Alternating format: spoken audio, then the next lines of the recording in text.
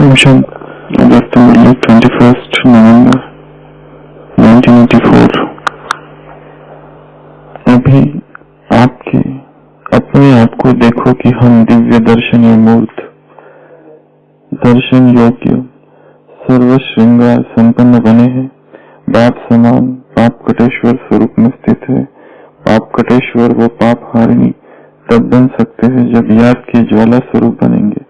ऐसे बने हैं। दर्शन के लिए पर्दा खोलते हैं, पर्दा हटता है और दर्शन होता है। ऐसे संपन्न दर्शनीय स्वरूप बने हो जो समय का पर्दा हट जाए और आप दिव्य दर्शनीय मूर्त प्रैक्टिकल प्रत्यक्ष हो जाओ। वह दर्शनीय मूर्त अभी तक संपन्न सहज रहे हो।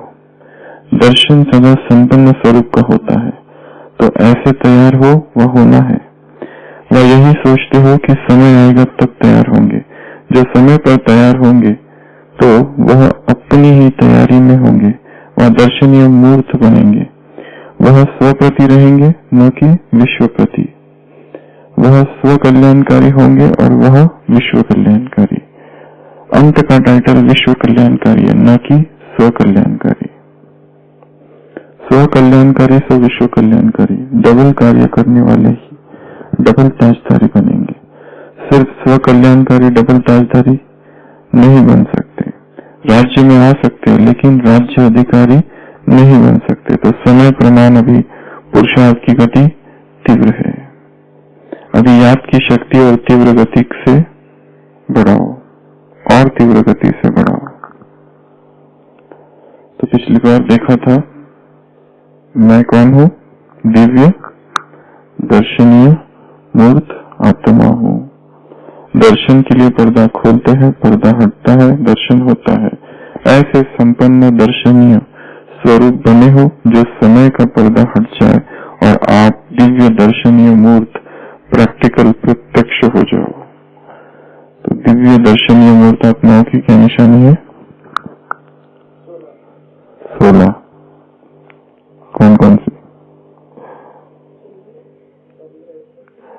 सबसे पहले तो वो सुंदर होती है मूर्ति, दूसरा आकर्षक होती है, तीसरा उसमें दिव्यता होता है, चौथा उसमें हर्षित मुख होती है, पांचवी उसमें आभूषण होते हैं, छठवा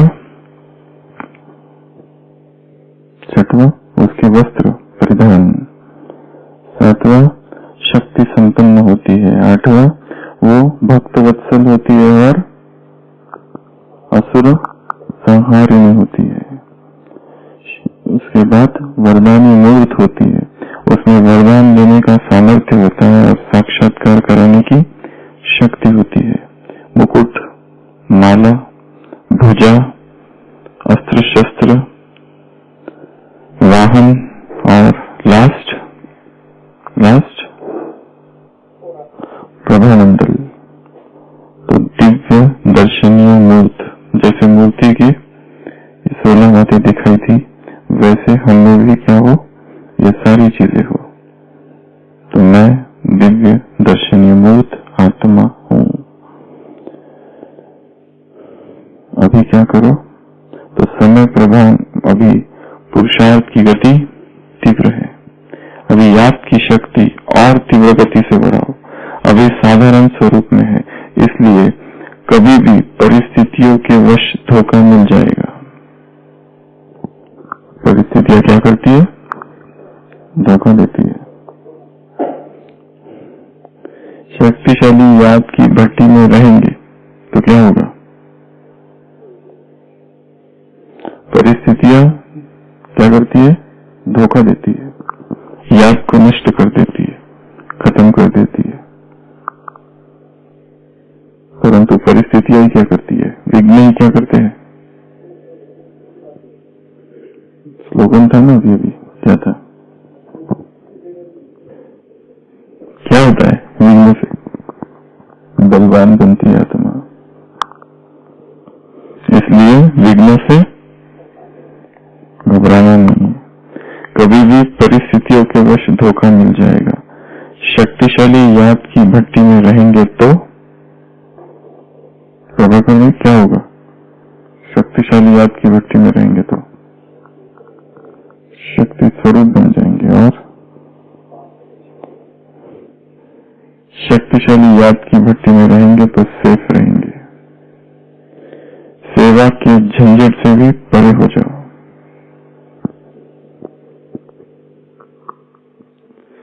जब सेवा में क्या, क्यों, तू, मैं, तेरा, मेरा आ जाता है तो सेवा भी क्या हो जाती है?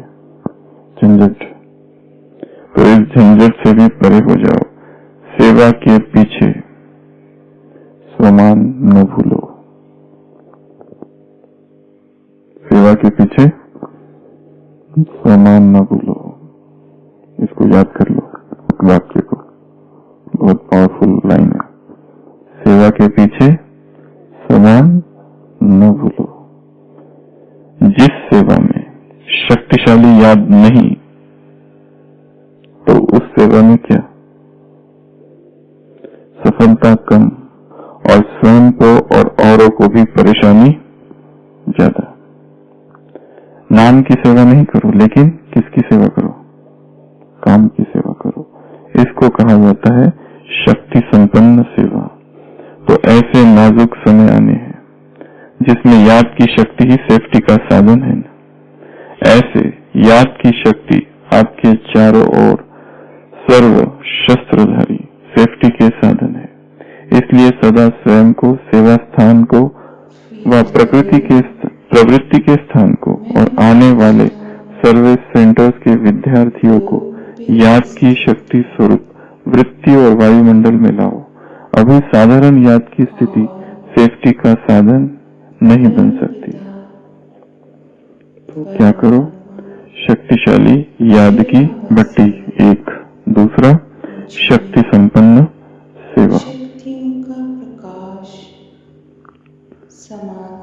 शक्तिशाली याद की भट्टी करो। याद का आधार क्या है? कोर्स में क्या सुनाते हैं हम? 4 बातें सुनाते हैं 7 डेज के कोर्स में। सबसे पहले परिचय, दूसरा प्यार। याद किसको की जाती है, किसकी हो सकती है? सबसे पहले तो परिचय चाहिए, दूसरा प्यार चाहिए, तीसरा संबंध, और चौथा प्राप्ति। अगर ये 4 चीजें हैं किसी से, तो उस व्यक्ति की याद रहेगी। अगर परमात्मा को याद करना है तो क्या चाहिए? कोर्स वालों को क्या कहते हैं हम? जिज्ञासियों को। परमात्मा का सबसे पहले परिचय चाहिए, उससे प्यार चाहिए, तीसरा उससे संबंध चाहिए, और चौथा उससे क्या प्राप्ति हो इसका ज्ञान चाहिए। ये तो हो गया कोर्स वालों के लिए। अभी इधर शक्तिशाली याद के लिए फिर क्या चाहिए? यही 4 बातें, परंतु अभी ये 4 बातों में क्या? संपूर्ण परिचय। शक्तिशाली याद के लिए क्या चाहिए? संपूर्ण परिचय। शक्तिशाली याद के लिए संपूर्ण प्यार। शक्तिशाली याद के लिए सर्व संबंध, और शक्तिशाली याद के लिए संपूर्ण और सर्व प्राप्तियां। सदा ये 4 चीजें चाहिए। पहली पॉइंट, संपूर्ण परिचय। पहली पॉइंट है संपूर्ण परिचय। क्या हमने उसे जान लिया है? अंत तक जान जाएंगे। और एक खुदा क्या गीत है? तू है रहता कहाँ, तेरा क्या नाम है? गीत है ना? एक खुदा तू बता तेरा क्या नाम है, तू है रहता कहाँ, तेरा क्या काम है? दो, सबसे पहला है संपूर्ण परिचय। तो क्या हमने उसे जान लिया है? उसको जान लिया तभी कहा जा सकता है जब उसने अब तक जो कुछ कहा है वो हमने समझा है, और उसने जो कहा है उसे क्या कहा जाता है? उसे मुरली कहा जाता है। तो वो सारी मुरलियां पढ़कर हो गई क्या? जब हो गई होगी और समझ लिया होगा और एक एक वाक्य को समझा होगा, तब कहा जाएगा कि उसका हमें संपूर्ण परिचय है। तो पहला आधार है संपूर्ण परिचय, और उसके लिए चाहिए गहन अध्ययन। तब तक वो शक्तिशाली याद नहीं हो सकती। तो एक तो है परिचय, दूसरा है संपूर्ण प्रेम। हम जिसे प्रेम कह रहे हैं, क्या वही प्रेम है? परमात्मा प्रेम क्या होता है? आशीष भाई, प्रभु प्रेम किसको कहेंगे? उसको जो अच्छा लगता है वो मुझे भी अच्छा लगे, वो मुझे करना चाहिए। और प्यार अर्थात समानता, जिसका जिससे प्यार है वो धीरे धीरे उसके समान बनते जाता है। जो जो उसमें है वो हम में आने लगता है। तो प्यार अर्थात समानता, प्यार है तभी कहा जाएगा जब हम भी उसके समान बनते जाएंगे। तो संपूर्ण प्रेम अर्थात संपूर्ण समर्पण। प्रेम। तीसरा सर्व संबंधी तेरे सम कौन है। सर्व संबंध एक से जोड़ने का अभ्यास। उसके लिए और एक चीज करनी पड़ेगी कि यहाँ के जो सारे संबंध है वो सब कैसे अनुभव हो। निरस, असार और व्यर्थ, वो सारे इस जन्म के संबंध है और आत्मा उसी में फंस जाती है और उन्हीं के द्वारा परिस्थितियां है और उन्हीं परिस्थितियों में आत्मा को धोखा प्राप्त होता है, क्योंकि उन्हीं परिस्थितियों में आत्मा इस ज्ञान को विस्मृत हो जाती है। ज्ञान की सर्वश्रेष्ठ महावाक्य की देह सहित देह के सर्व संबंध को भूल, अपने को आत्मा समझ बात को याद कर। वो सारे इस जन्म के संबंध है और इसी को सर्वस्व नहीं समझ लेना है और उसी के पीछे सुख और शांति और पुरुषार्थ को नहीं गवा देना है, क्योंकि वो इस जन्म के संबंध है सारे। तो संबंध, यहाँ से संबंध सारे हट जाए और एक तरफ लग जाए। एक से सर्व संबंधों का अनुभव, एक से सर्व रसों का अनुभव। तो संबंध। और चौथा प्राप्तियां। कौन सी प्राप्तियां? स्थूल सूक्ष्म सभी। स्थूल प्राप्ति भी उसी से और सूक्ष्म भी उसी से। सूक्ष्म तो हम बात करते ही है, परंतु स्थूल प्राप्तियों के लिए भी उसी पर निर्भर रहना। अगर वो दे तो ठीक, ना दे तो और ही अच्छा, शायद उसकी इच्छा नहीं है। स्थूल प्राप्तियों के लिए बात कर रहे हैं,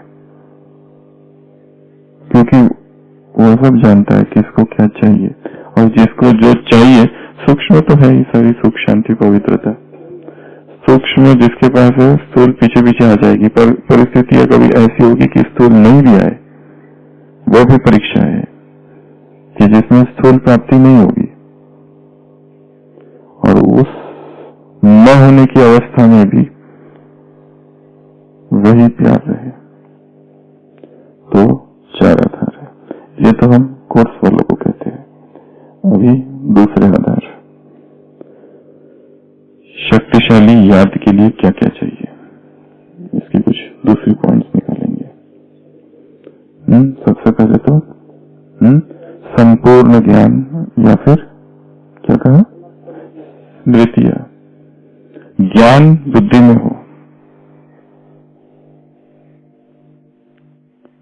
9 बजे तक जो है ना, वो हम स्विमिंग कैसे करना इसकी किताबें पढ़ रहे हैं। तैरना कैसे है, ये जब तक सेवा में उतरते नहीं तब तक ये केवल किताबें है। किस बात की? तैरना कैसे है, इसी को तैरना नहीं समझ लेना। ये केवल किताबें है। सुनना, सुनाना, भाषण देना, पढ़ना, पढ़ाना, याद करना, नोट्स बनाना, लिखना, ये सारा ट्रेनिंग मात्र है। किसका? स्विमिंग कैसे किया जाए, इसको ही स्विमिंग करना नहीं समझना है। स्विमिंग यहाँ से जाके फिर करना है, और वहां पे फिर डूबेंगे तो फिर शायद ट्रेनिंग पूरी नहीं हुई है। इस ट्रेनिंग को ही शायद स्विमिंग समझ लिया है।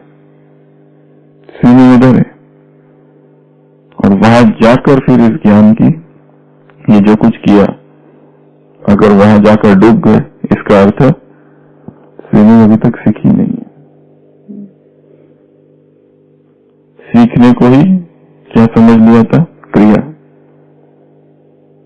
Actual, final. वैसा नहीं है, ये ट्रेनिंग है। जैसे ही कर्म में उतरते, इस ज्ञान का प्रैक्टिकल स्वरूप वहां है। तो सबसे पहला आधार है शक्तिशाली। क्या शब्द बाबा ने कहा? शक्तिशाली याद की भट्टी में रहेंगे तो सेफ रहेंगे। सेफ्टी का साधन है शक्तिशाली याद की भट्टी। तो सबसे पहला है संपूर्ण ज्ञान, संपूर्ण ज्ञान की स्मृति। ये ज्ञान बुद्धि में हो। योग का आधार ज्ञान है, और ज्ञान का आधार भी, ज्ञान का आधार योग है। दोनों पूरक है। तो सबसे पहले ज्ञान, दूसरा श्रीमत, और श्रीमत में भी संपूर्ण प्यूरिटी। अगर शक्तिशाली याद चाहिए तो संपूर्ण ज्ञान चाहिए, दूसरा संपूर्ण श्रीमत, और उसमें भी सबसे पहली श्रीमत संपूर्ण पवित्रता।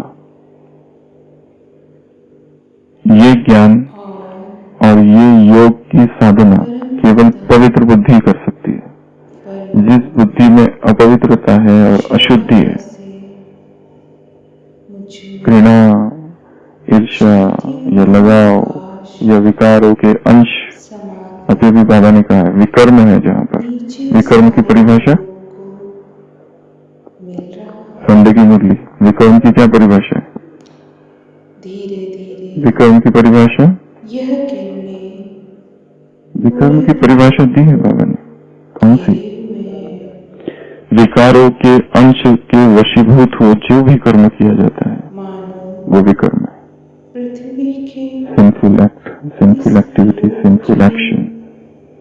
विकार का जहाँ अंश भी है और उसके वशीभूत, उसके इन्फ्लुएंस में, उसके अधीन हो कोई भी कर्म किया जाता है, फिर वो संकल्प है या भाव, भावना है या बोल है या वृत्ति है, दृष्टि है या कर्म है, वो सभी, या स्वप्न है, वो सभी विकर्म है।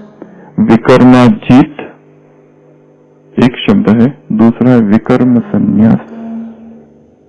संन्यास किसका करना है? नया संन्यास है ये, विकर्म संन्यास, घर का नहीं, वस्तुओं का नहीं, विकर्म का संन्यास। उसका ये नव संन्यास है, विकर्मों का संन्यास करना। ये विकर्म की परिभाषा बाबा ने दी। इसके लिए तुम्हें क्या बनना है? सुकर्मा। उसकी परिभाषा, संसार की जो कर्म श्रीमत के आधार पर किए जाते हैं। एक तो ये, दूसरे जो याद में किए जाते हैं वो सभी सुकर्म है। तीसरा जो आत्माभिमानी स्थिति में किए जाते हैं वो सभी सुकर्म है। चौथा जो श्रीमत हो गया ना, श्रीमत, याद, आत्माभिमानी स्थिति, और चौथा लवलीन याद में आ गया, जो डिटैच्ड होकर किए जाते हैं, जो निस्वार्थ होकर किए जाते हैं, निरंकारी होकर किए जाते हैं, निमित्त भाव से किए जाते हैं, निर्माण से उचित से किए जाते हैं, वो सभी कर्म जो है वो सुकर्म है। तो सुकर्मों की चार परिभाषा है। एक परिभाषा तो उस मुरली में आ गई कि श्रीमत, दूसरी है आत्माभिमानी स्थिति में किए जाने वाले सारे कर्म विकर्म नहीं हो सकते। तीसरी जो याद में किए जाते हैं वो विकर्म नहीं हो सकते। और चौथा, ये बहुत सारी बातें, निस्वार्थ हो, निरंकारिता हो, निर्मल बोल, निर्मल वाणी, निर्मल निर्माण चित्त, ये सबसे जो भी किए जाते हैं वो। और डिटैचमेंट, उसमें आसक्ति नहीं, उसमें लगाव नहीं, फल की अभिलाषा नहीं, कर दिया और पूरा हुआ, डिटैच हो गए। वो सारे कर्म कैसे है? सुकर्म है। और तीसरा कर्म कौन सा? 4 प्रकार के कर्म बताए थे, साधारण कर्म, और चौथा व्यर्थ कर्म, उसका भी त्याग। ऐसे ही चालू भाषा। तो पहला आधार है श्रीमत, पहला आधार है संपूर्ण ज्ञान। संपूर्ण ज्ञान यदि है तो योग होगा। लोग कहते हैं योग ही नहीं लगता क्योंकि ज्ञान को ही नहीं समझा है। जितनी गहराई से उसे समझना चाहिए उतनी गहराई से उसे नहीं समझा। सतही ज्ञान है, सुपरफिशियल, ऊपर ऊपर का। वो ज्ञान जो है वो एब्जॉर्प्शन हुआ है, उसका एब्जॉर्प्शन नहीं हुआ है। 2 शब्द है, एक है एब्जॉर्ब, एब्जॉर्ब अर्थात ऊपर ऊपर रहना। जैसे पानी जो है अगर इस कांच पर रखा जाए तो उसे एब्जॉर्प्शन कहते हैं, और ये अगर स्पंज है तो उसको खींच लेता है, वो है एब्जॉर्प्शन। क्या ये ज्ञान को हमने एब्जॉर्ब किया है या केवल एब्जॉर्प्शन हो रहा है, ऊपर ऊपर है। तीसरा वैराग, शक्तिशाली याद के लिए वैराग की अवस्था चाहिए। अगर मन कहीं न कहीं अटका है और किसी न किसी में राग है तो वो खींचेगा राग। इसके लिए निरंतर एक विराग, वितराग, वैराग का भाव, यहां का कुछ नहीं चाहिए। जो भी चीजें, मान, सम्मान, प्रतिष्ठा, स्तुति, प्रशंसा, अगर प्रसन्न रहना है तो प्रशंसा करना छोड़ दो, ऐसा थोड़ी था। सुनना छोड़ दो। अच्छा बताओ थोड़ा, जो था वो कल ही तो था, और सबसे लास्ट में था, ऐसा नहीं पहले था, लास्ट में था तो ज्यादा याद रहना चाहिए क्योंकि पीछे वही है। करने का अपेक्षा, एक्सपेक्टेशन। अच्छा, एक्सपेक्टेशन की डिजायर, इच्छा। अगर प्रसन्न रहना है तो प्रशंसा सुनने की इच्छा का त्याग कर दो। क्यों त्याग कर दे? प्रशंसा सुनने की इच्छा का त्याग क्यों करे निखिलेश भाई? क्यों करे त्याग? अच्छी इच्छा है तो, अच्छा तो है पर क्या क्यों फंसेंगे? अच्छी इच्छा है, हमारी इच्छा है हमारी प्रशंसा हो, और प्रशंसा हो गई तो और प्रसन्न हो गए। तो आप बोलो क्या कहेंगे? तो और प्रशंसा मिलेगी तो फिर अच्छी बात है ना। हाँ, अच्छा, प्रशंसा सुनने की इच्छा का त्याग करो। क्यों? और बताओ। नहीं हुई तो फिर दुख कितना होगा? हमने सोचा हमारी बहुत प्रशंसा होने वाली है और गए और हमारी हुई नहीं तो कितना हृदय विदीर्ण हो जाएगा। एक तो ये, दूसरा एक तो ये पॉइंट है, इसलिए प्रशंसा सुनने की इच्छा छोड़ो। दूसरा बोला है ना मुस्लिम में, इसके लिए पॉइंट बताओ। और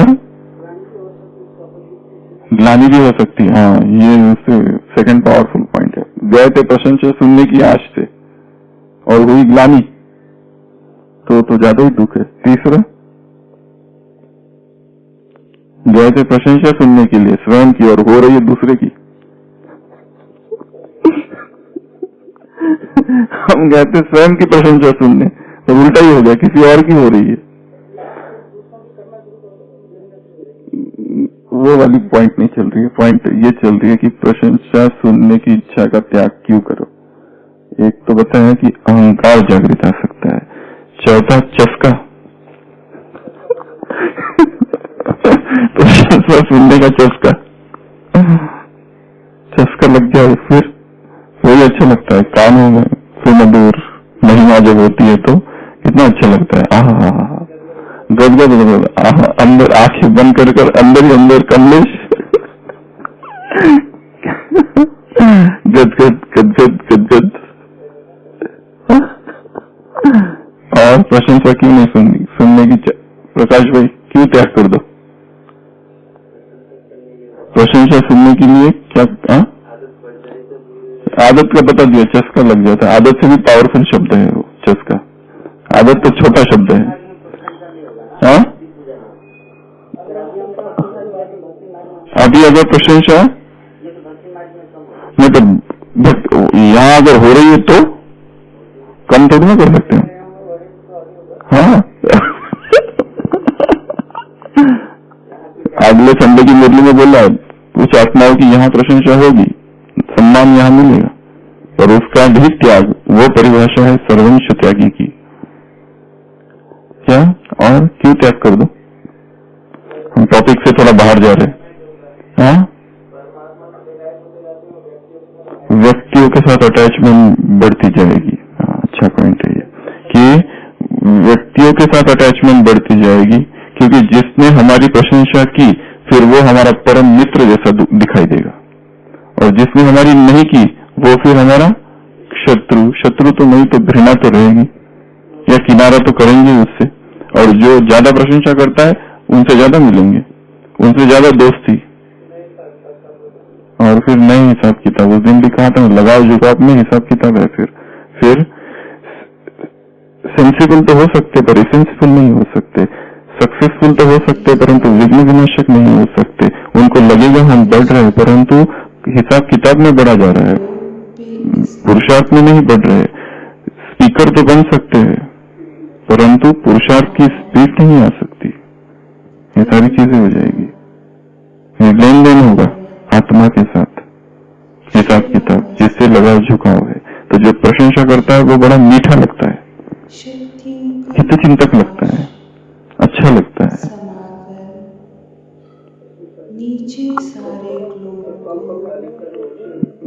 प्रशंसा करनी चाहिए पर करते समय भी वो सच्ची प्रशंसा हो, फ्लैटरी ना हो, जिसको चाटुकारिता नहीं हो, खुशामद ना हो, चापलूसी ना हो, साइकोफेंट कहते हैं इंग्लिश में, वो साइकोफेंसी ना हो उसमें। हाँ दूसरा और एक पॉइंट है ये, प्रशंसा सुन लेना और खुश हो जाना ये है कच्चा फल खा लेना। कितनी पावरफुल वरदान स्लोगन था कल का, चिंतनीय मंथनीय, क्योंकि ये बहुत कॉमन चीज है जिसके प्रभाव में आत्मा आ जाती है। और प्रशंसा सुनने में जिसको बहुत खुशी है उसको जब अपमान होगा तब दुख भी उतना ज्यादा होगा। प्रशंसा सुनते समय खुशी बहुत, तो निंदा सुनते समय दुख जितना एवरेज होता है बाकियों को उससे थोड़ा ज्यादा।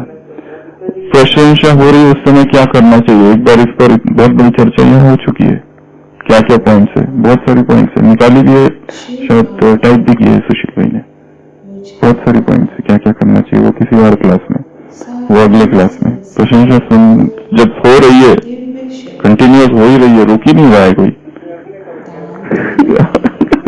हाँ चलो कमलेश के लिए टॉपिक, जब प्रशंसा बहुत ही हो रही हो तो क्या किया जाए। तो जब प्रशंसा हो रही हो तो क्या किया जाए, कौन से संकल्प लाए जाए मन में, कौन से भाव उठने चाहिए। और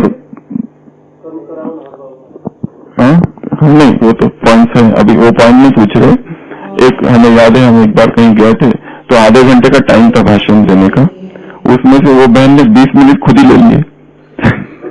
और हमने फिर कहा भी हम क्या बोले, 10 मिनट बच गए खाली, मतलब 20 मिनट का टाइम ले लिया। बोलना था टोटल टाइम जो दिया था आधे घंटे का, 20 मिनट इंट्रोडक्शन और स्पीकर को बोलने के लिए 10 मिनट।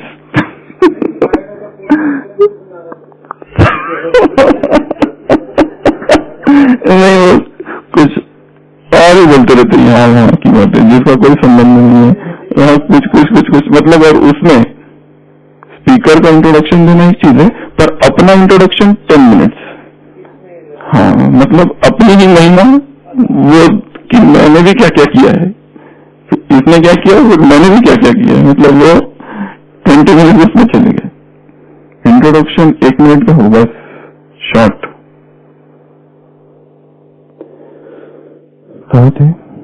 सबसे पहला आधार है ज्ञान, दूसरा आधार है पहला श्रीमत पवित्रता, ज्ञान वैराग, चौथा एकांत मान और अंतर्मुक्ता। तीनों चीजें एक साथ। याद के लिए तीनों ही चीजें चाहिए, एकांत भी चाहिए, मान भी चाहिए और अंतर्मुक्ता भी चाहिए। ये तीनों का कॉम्बिनेशन जहां पर नहीं है वहां पर याद नहीं हो सकती। जो व्यक्ति बाह्यमुखी है, शब्द शब्द बहुत है जिसके जीवन में, मान नहीं है, शब्द ही ज्यादा है, और वहां पर याद कैसे हो सकती है। अंतर्मुक्ता की वजह बाह्यमुक्ता है। अगला आधार है एकाग्रता। शक्तिशाली याद के लिए क्या चाहिए, एकाग्रता चाहिए। बुद्धि परम धाम में कितना समय हमारी टिकती है, बिना कोई संकल्प के, किसी के भी संकल्प के, बिना कोई भी संकल्प नहीं, सारे संकल्प समाप्त। ऐसी अवस्था में हम कितना समय रहते हैं, वो आधार है कि हमारी योग की क्या स्थिति है। या योग में बैठ के बस इधर उधर के संकल्प चालू है, सेवाओं के संकल्प चालू है, व्यक्तियों की यादें आ रही है, या किसी को सकाश देने का सोच रहे कंटिन्यूस, वो निचले तल की याद है। याद अर्थात परम धाम में हम कितना समय टिक जाते हैं, कितना समय अशरीरी होते हैं और कितना जल्दी शरीर से डिटैच होते हैं। टाइम कितना लगता है परम धाम की उस अवस्था तक पहुंचने के लिए, कितना शरीर में आना और शरीर से बाहर निकलना, ये अभ्यास कितना पावरफुल है। तो एकाग्रता।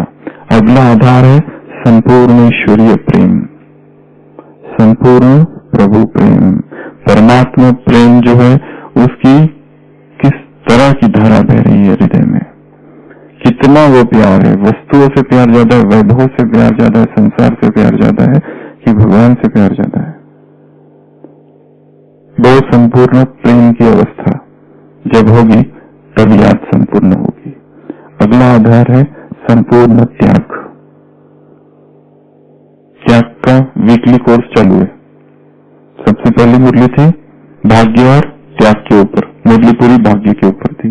दूसरा मुरली थी देहभान का त्याग। तीसरी मुरली थी स्वराज्य अधिकारी, जो कर्मेंद्रियों के जो आकर्षण है उनका त्याग। मालिक, देह के मालिक, देह के दास से देह के मालिक बन गए, अधीनता के संस्कार समाप्त। चौथी मुरली थी देह सहित देह के संबंध। पांचवी मुरली थी त्याग, व्यर्थ का त्याग, विकर्म का त्याग, उसी का विस्तार था। साधारण कर्म, व्यर्थ और विकर्म, इन सब का त्याग और सुकर्मी बनना है। अगली मुरली है त्यागी, महात्यागी, सर्वंश त्यागी। सर्वंश त्यागी, उसमें पहले 2 सुनाए, सर्वंश त्यागी फिर कभी सुनाएंगे, ऐसा बाबा ने कहा है। तो ये वीकली कोर्स ऑफ रिनाउंसिएशन, इस पर एक किताब भी है जिसपे पूरा संकलन किया हुआ है। जब ये मुरलियां चली थी त्याग की, सबसे पावरफुल मुरलियां है त्याग की। जितना त्याग का इन मुरलियों में बोला है बाबा ने और कहीं नहीं बोला है, सारी की सारी मुरलियां। ये पूरी होने के बाद में यहाँ एक बार रिविजन होगा सारी मुरलियों का, सारी त्याग का वीकली सप्ताह कोर्स रिनाउंसिएशन त्याग का। कितने हो गए? 8 हो गए, 6 हो गए, 7 हो गए। 8वां कौन सा? शक्तिशाली याद के लिए, शक्तिशाली याद की भट्टी और आधार। त्याग कहा, वैराग कहा, अंतर्मुखी, मान, एकांत कहा, एकाग्रता कहा, प्रभु प्रेम कहा, प्यूरिटी कहा, और इसे क्या हो सकता है याद के लिए? की स्मृति। और वो तो 4 वो दूसरे बता दिए हमने ऑलरेडी, परिचय, संबंध, प्रेम और प्राप्ति। यहाँ दूसरा और क्या चाहिए तो अगर भाई याद के लिए? इतने में तो हो ही जाएगा, फिर भी एक और बता दो। इतने में क्या, वैसे तो एक में ही हो जाएगा। दूसरों को मुरली, एक बहुत सुंदर बात अचानक हम आज सुबह अमृत वेला करते करते याद आई, मतलब बुद्धि में आई कि ज्ञान जो है दूसरों की मुक्ति के लिए पूरी मुरली का रिवीजन कराना करे और कराते हैं, पर स्वयं की मुक्ति के लिए एक ही महावाक्य काफी है।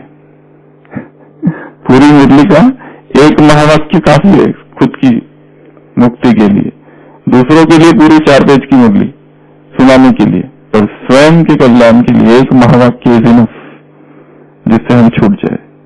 और एक बात बताओ, 8वीं क्या हो सकती है? एक हो जाना। उस एक हो जाने के लिए क्या? प्रभु प्रेम। प्रभु प्रेम का है ना, संपूर्ण ईश्वरीय प्रेम।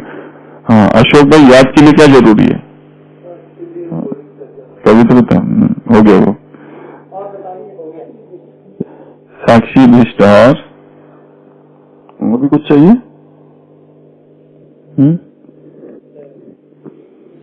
एक पॉइंट है